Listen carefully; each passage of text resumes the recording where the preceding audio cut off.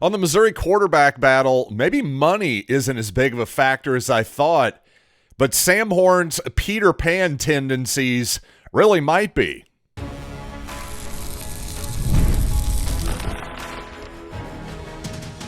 You are Locked On Mizzou, your daily podcast on the Missouri Tigers. Part of the Locked On Podcast Network, your team every day. Hey, all you true sons and daughters, I'm John Miller, your Mizzou mafioso and the central scrutinizer of Missouri Tigers football and basketball. And on Sam Horn, well, he is the hometown kid in a way. He's the home program developed kid. Let's put it that way. And how important is it for Eli Drinkwitz to develop a quarterback from Missouri and not just get on the transfer portal merry-go-round each and every year? I want to talk about that later in the show, but you know what? Speaking of Sam Horn, read a really good piece this morning about Sam in the Washington Post. You should definitely read the whole thing yourself. I'll link to it in the description of this podcast. But one thing that really stood out to me immediately is that there's been much made of Beau Pribula's NIL value, what he got this offseason to come to Missouri, and what a factor. I've certainly made much of that, hey, you can't ignore that factor in the calculation of who's going to win the Missouri starting quarterback job. Money simply does talk. Well, in this piece, it said that for this season, not just in the past, but for this season, Sam Horn making, quote, low seven figures in NIL this season on the football side as well. That's in addition, by the way, to his recent $500,000 bonus with the LA Dodgers. By the way, that was a value, this again, according to this piece here at the Washington Post, a value in line with what was usually the 144th overall pick in the draft, not the 525th overall pick in the draft, which is where Sam Horn ultimately went. That was something I talked a lot about heading into the MLB draft, was that quite simply the money where I thought Sam Horn was going to be drafted wasn't going to be that significant. Well, there was a few things I didn't totally calculate there. Number one, obviously, the Dodgers really wanted Sam Horn. In fact, they've had a long-term relationship there. But back to the money, I've talked a lot about how Pribula is reportedly making about $1.5 million this year in his NIL deals. Well, if Horn is not too far behind, that sort of takes one of those variables, I would say, off the table. One of the biggest ones that has been brought up quite a bit this offseason by me, among many other people in this Missouri talking sphere that we have here. But basically, the Dodgers made an early assessment on Horn in high school and really liked him as a hard-throwing right-hander out of high school, but it became rather clear and obvious that he was not going to sign before going to scratch his itch to play football. And basically, his agent, Sam Horn's agent, that is, in this piece, calls him Peter Pan, and that he's a guy that, well, there's sort of a, I don't know if you can call that a pejorative, the idea that he doesn't want to grow up. I think that was maybe a little bit of the idea there, but basically he wants to play football and baseball as long as he possibly can. And until that window closes, he's just going to keep doing it. But the thing is, as well, a Dodgers scout here says, what is that man's name? Let me get the Dodgers scout's name here for you here. Billy Gasparino, actually the Dodgers vice president in charge of amateur scouting, wisely points out, the baseball window closes quickly. It's a quick timeline, and we want to get him on the mound and pitching. So ideally, from any major league team's perspective, especially the Dodgers, they own his rights. They want him to be out there. That makes all the sense in the world, and probably he's going to have to make a decision after this year, one way or the other. You would think, but again, with Sam Horn, you would think he maybe would have given up football by now. But the thing is, from Sam Horn's perspective, if you think he's making a mistake, I would caution that. I actually think Sam is smart to keep his options open. And in fact, Sam's agent had a couple of other clients from the past who I'm sure you've heard of, Russell Wilson, number one, who kept scratching that baseball itch until, well, it was obvious that football was going to be his path forward to riches. Same deal with Jeff Samardzija, who went the other way, the former Notre Dame wide receiver. Well, he was a pitcher for a long time with the Chicago Cubs, the San Francisco Giants, maybe some other teams too. The point is, Samardzija had a long and fruitful Major League Baseball career. It worked out both ways. One client goes toward football, one client goes toward baseball, but the point is, all throughout their college careers, Wilson played baseball, Samardzija obviously played football famously for the Fighting Irish. So there's a couple really good examples out there, in fact, that, oh, this can work out. So to all the negative Nancys who are saying that, well, Sam's got to pick a sport, I don't think that's actually true, and it turns out that maybe Peter Pan has a little bit of wisdom.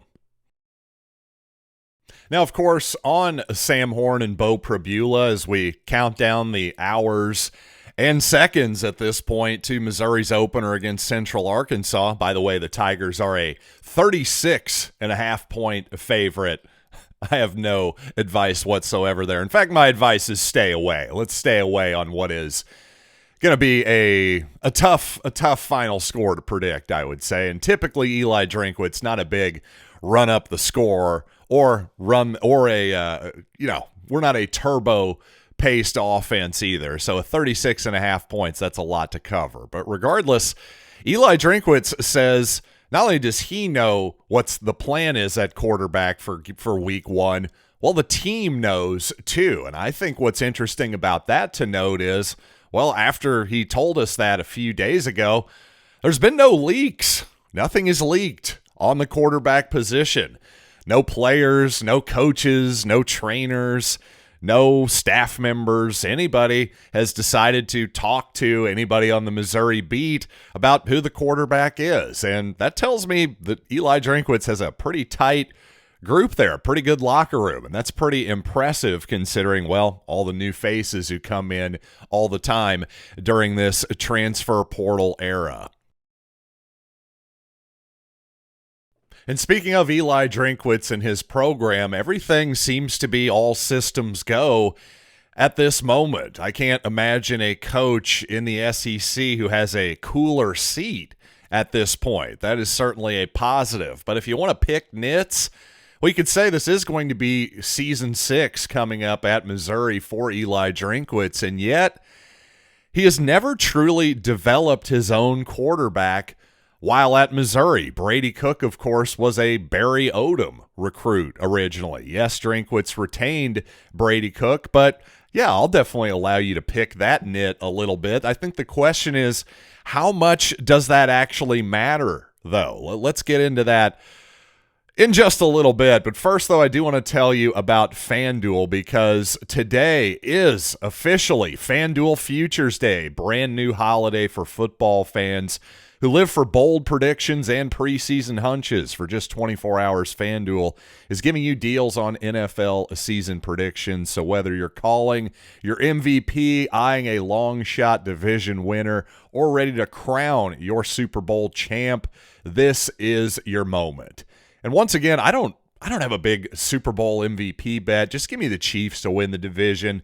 Simple enough. Also, I think Travis Hunter, I just like the odds on offensive rookie of the year for him, though I will say I'm becoming such a huge Cam Ward believer the more I learn about that young man. But regardless, visit the FanDuel app and start planning your futures bets now, because Futures Day is one day and one day only, and it is today. It is FanDuel. Play your game. And quickly, I have an important request. Locked On wants to hear from you. We've put together a survey to learn more about our listeners and make your favorite podcasts even better. This is your chance to tell us what you like, what you don't, and answer questions about our advertising. Go to LockedOnPodcast.com/survey to get started. Everyone who completes a survey will be entered for a chance to win one of 10 $100 Amazon gift cards. Again, that's LockedOnPodcast.com/survey.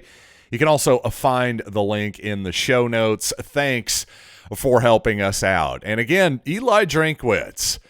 Not a lot of nits to pick, but if you want to say, hey, the guy hasn't really developed a quarterback here at Mizzou heading into season 6, well, that's fair. But we do have to pump the brakes a little bit because obviously, what if it is Sam Horn? Maybe Sam Horn just completely balls out this year and shuts that narrative down.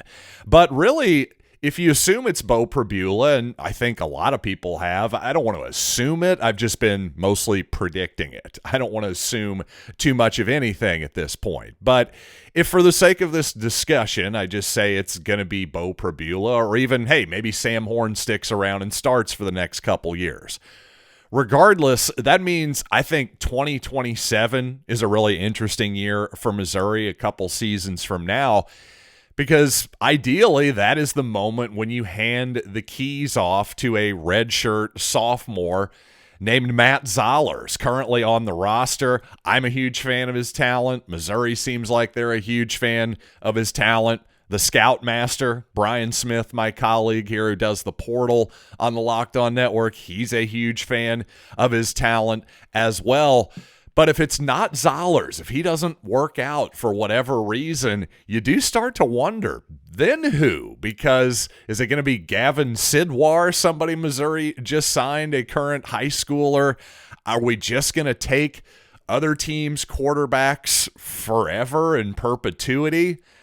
Does it even really matter, though? That's the other question. We've certainly seen plenty of examples throughout college football, recent college football history, where transfer quarterbacks have been tremendous. Guys like, well, Jaden Daniels for LSU. Guys like Joe Burrow for LSU. But really, I think you look at the history of Missouri football, I still think it does matter. Because, frankly, if Beau Pribula hits big time in the portal for Missouri, well, that'll be the first time. It really will be, because Missouri has brought in other portal pieces, of course, at quarterback throughout the years, but none of them have ever really worked out, including Barry Odom's Kelly Bryant foray in that 2019 season. It had its moments, of course. The first half was a lot better than the second half, but ultimately that second half was so brutal that it cost Odom his job. And of course, when Drinkwitz first came in here, who was going to be who was the first starting quarterback for Eli Drinkwitz? This is kind of a fun trivia question. In fact, 2020, Alabama. Who did Missouri start at quarterback in that game? Well, it was none other than TCU transfer Sean Robinson, who ended up playing defense for Missouri. Also, Drew Pine came in for the Tigers. I don't know that he was ever brought in to truly compete for the job, but he was a decent backup for Missouri. But really the ultimate sort of swinging gate moment maybe in all of Missouri history, certainly one of them, is when Missouri thought it had Jaden Daniels. By the way, this is according to Gabe DeArmond over at Power Mizzou. He said this several times over the years that basically Jaden Daniels was in the Missouri.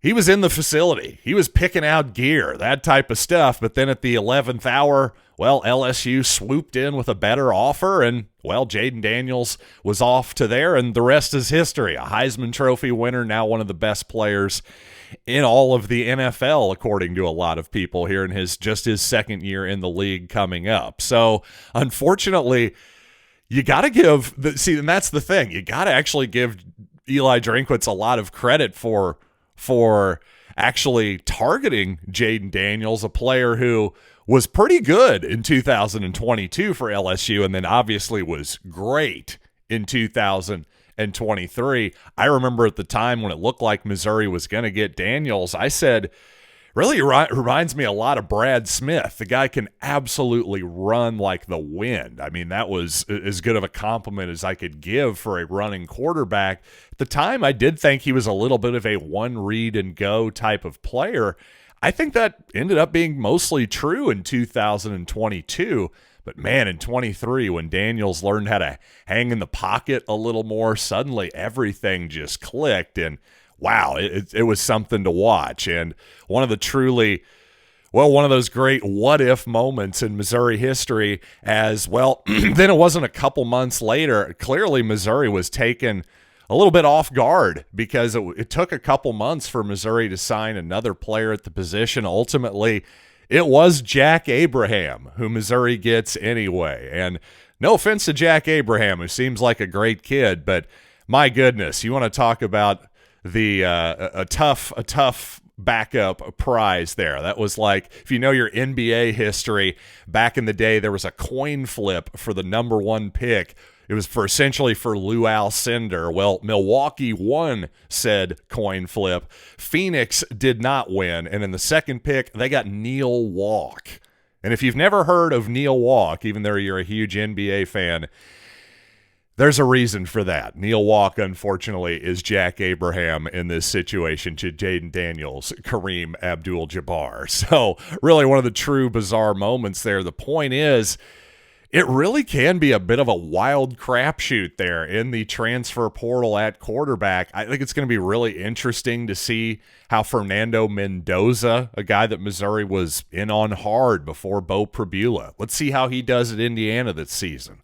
Let's see how Miller Moss, the USC transfer, let's see how he does at Louisville, especially compared to Pribula, who may or may not start, may or may not be awesome. So many questions out there. Maybe one of them is going to turn into Jaden Daniels. A good chance some of them are going to turn out to be Jack Abraham as well. And really the odds are somewhere in between those two extremes. The point here is that I still think, yes, in fact, especially at the quarterback position in particular, history tells us, despite those, famous examples down in LSU, I think more often than not, if you're going to have a great team, you need to develop your own quarterback. I think Missouri history certainly tells us, and most of college football history, even the recent bit of it, tells us that as well. It can certainly, you can hit big in the transfer portal market, but more often than not, it's a little shaky.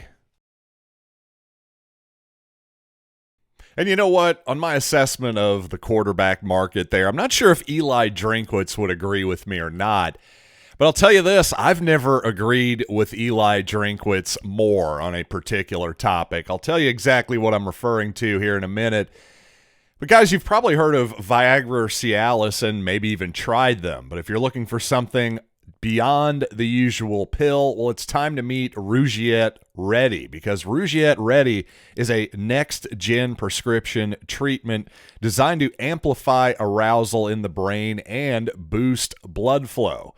And unlike the usual pills that can take hours, Rugiet's 3-in-1 formula dissolves under your tongue and kicks in fast, on average, in 15 minutes. Effects can last up to 36 hours, so you can stay confident and in control when the moment is right. And you got to love that it's completely online. Rugiet connects you with a board-certified doctor and ships your treatment discreetly to your door. So head to Rugiet.com/LockedOnCollege and use code LockedOnCollege to get 15% off today. That's Rugiet.com/LockedOnCollege and use promo code LockedOnCollege for 15% off.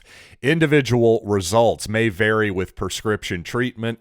Compounded drugs are permitted to be prescribed under federal law but are not FDA approved and do not undergo FDA safety, effectiveness, or manufacturing review. Please visit the Rugiet website for full safety information. So again, Eli Drinkwitz said something that I've never agreed more with. He said the two most important factors in making decisions, and this is Drinkwitz, by the way, talking about the current state of college football in general and the future. He says, my opinion from a conference standpoint or for college football, the two most important factors are the players and the fans. That's the one I personally want to emphasize, the fans. Drinkwitz continues, everything else is really secondary. It is my opinion what's really caused a lot of the issues we have in college football right now, because it's really been more about, Well, anyway, he sort of stops himself short there of saying, well, it's all about the money, essentially, especially TV money in particular. So he's talking about the 9-game schedule here. He thinks from a fan standpoint, he thinks it's great. He thinks it's awesome. I really do. I think adding those games are great for the fans. So I actually mostly agree with that. I think going to a 9-game schedule, hey, you're probably more often than not going to be adding a more interesting game than whatever you were going to play in the non-conference, especially considering the SEC is still keeping its rule that, hey, you have to also play one non-conference team in the Power 4 conferences. So think Kansas and Illinois if you're a Missouri fan. Those games are still going to need to be on the schedule. From an entertainment perspective, I'm completely with Drinkwitz. And mostly, again, everything else is really secondary from the players and the fans. That's his opinion. I think especially, I think the fans have just been totally ignored for the past few seasons. In particular, think about the Pac-12, what has been done to the Pac-12. I literally cannot think of one college football fan, and I don't use the word literally lightly like most people do these days. I mean it in its literal definition, ladies and gentlemen. I literally cannot think of one fan, whether from Missouri or Kansas or Illinois or Georgia or St. John's or whatever it might be. I can't think of any of those fans who were going, you know what would be awesome if we just destroyed the Pac-12 and then dispersed those teams throughout the rest of the conferences like the Big 12 and the Big 10. I honestly cannot think of one fan of college football who thought, yes, this is going to be awesome.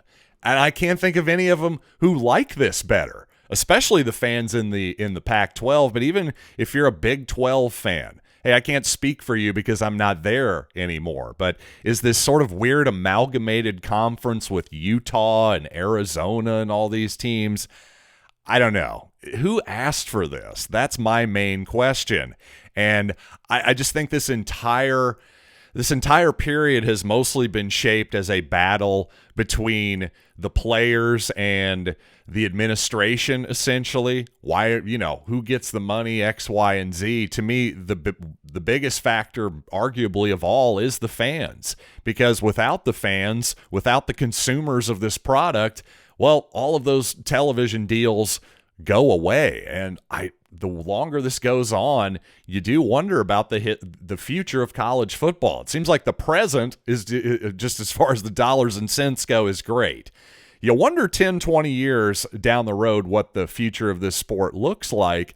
And it does worry me a little bit that seemingly no one is really in charge. If anything, gosh, I'd put Greg Sankey in charge of college football. If anything, among any of these people, I'm not even saying Greg Sankey is perfect by any stretch of the imagination, but compared to the nut jobs at the Big Ten who are throwing around 28-team playoffs and that kind of thing, again, who asked for this? No one, to my knowledge, is asking for a playoff beyond the top 25. What are we even doing here? How about we see how the 12-teamer works before we start expanding the thing? But hey, what do I know? I'm just a fan. But regardless, hey, thanks for all of you fans for joining me here on Locked On Mizzou today. And I'll see you tomorrow, Wednesday, right here, Wednesday morning on Locked On Mizzou on the eve of Missouri's kickoff to the 2025 season. By the way, make your second listen. I brought up the Scoutmaster. Check out the portal. Brian Smith has the latest rumors, portal entries, and signings. Find the portal on YouTube or wherever you listen to pods. So until next time, I'm John Miller. This has been Locked On Mizzou.